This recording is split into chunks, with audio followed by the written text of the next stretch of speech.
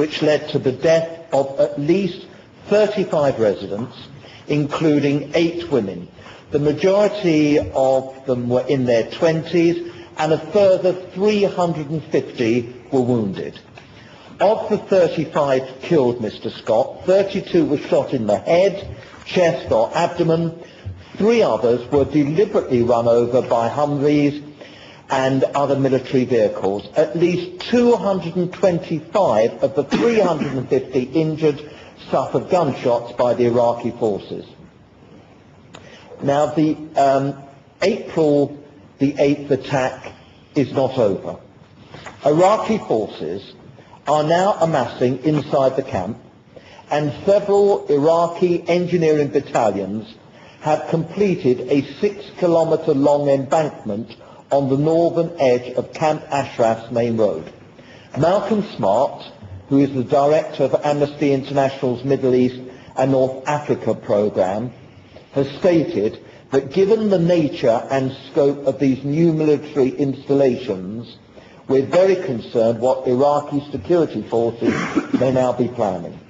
So I strongly urge the government to convey the demand, which I will include in this speech, to the Iraqi government and its armed forces to stop any form of violence now, to stop aggression and attacks, especially using live ammunition against these civilized, unarmed refugees, and further to immediately withdraw all of its armed forces from Camp Ashraf.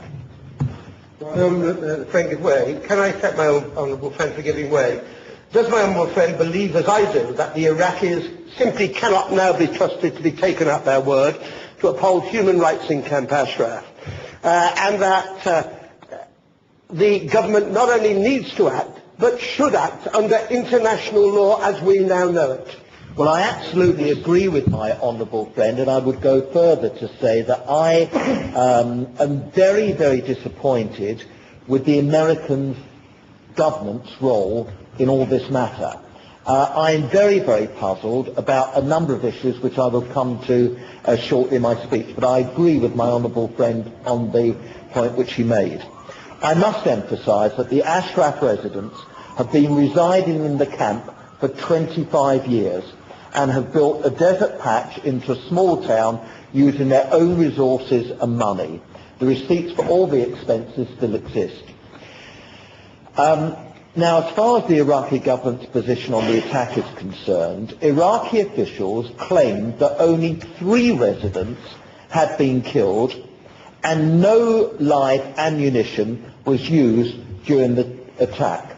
However, I would refer the House to the numerous footages posted on the YouTube website and aired by international television stations which clearly show Iraqi forces indiscriminately shooting at and running over unarmed residents.